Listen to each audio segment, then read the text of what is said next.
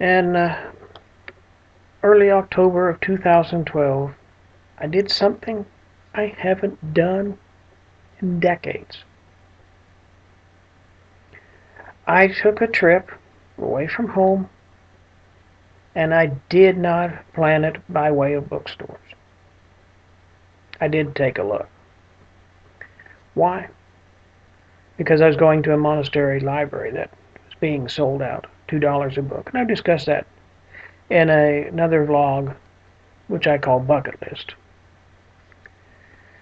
Oh, I'm going to tell you how to plan a trip. And I know one other person does the same thing I do. We got talking about it a few years ago. I know Professor Tim Miller over at Kansas University. We were talking about our love for books. Had to look at. He showed me all the libraries at KU. They got some good stuff over there.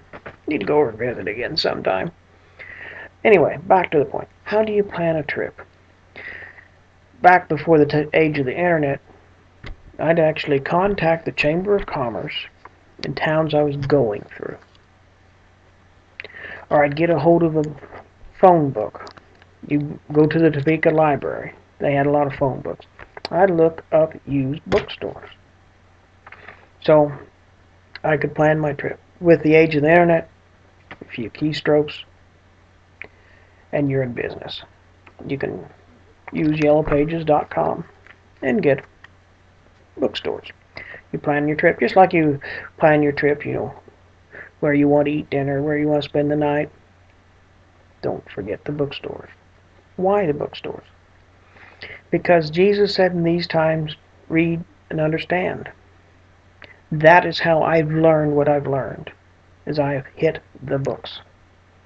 I've been looking for good books ever since the early 70s. I bought thousands. And I'm finding that as moving to Topeka, it takes a lot to move thousands of books. I am going through and paring off because I've picked up a lot of books on secular subjects I don't really need. I'm keeping the good stuff, the stuff that will make me become a saint, the theology, canon law, etc. All the stuff I need to do my job. And so plan your trip by bookstores. In fact, I had some basic routes I would run on a regular basis, and I knew, okay, this bookstore is worth stopping at. Forget that one over there. This city has good bookstores. This one doesn't. And so I planned my trip accordingly. In fact, I can remember one bookstore over in Salina. I would get up at 6 o'clock or 5 o'clock in the morning, leave Colorado, get on the road by 6. I could be pulling in there about 3:45, 4 o'clock in the afternoon. Pull up in front.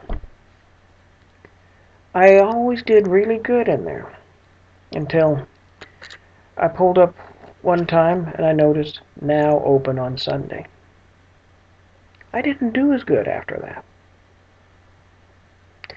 And now they've been gone, oh gosh, pulled up 5, 6 years ago, closed. Another one, about 2, 3 blocks away, I thought it was closed. It just moved down the street. Found out on the next trip. There's a little wide spot in the road on I-55 on the way up towards Chicago. I'd been by several times. Found this bookstore by chance. Well, I don't believe in chance, it's divine providence, but I use the common terminology. In any case, I planned this trip by bookstores. I went through Quincy, Illinois, rather than Hannibal. Because Hannibal, nothing. Had a couple spotted there, and I think I may have had another one. No, that was another trip. I spotted one later on. Whatever. Quincy, haven't gone through there again. I'm coming east out of Quincy, and I could have stayed on 24 or take some other highway, go straight over. So I decided to take the other highway. I'm going along. I'm almost to 55. And I'm driving along. Nice, beautiful old home. Antiques and books. I stopped. I picked up a couple of books. One I thought I would never find. And I've been by there. Last time I went through there in 2008, the house is still there. The sign is still there. and the weeds are growing up. It's closed down. Across the street, there's a nice shop, and it's still a good stop there. If you want more information, message me. I'll tell you where the store is. But don't forget the bookstore.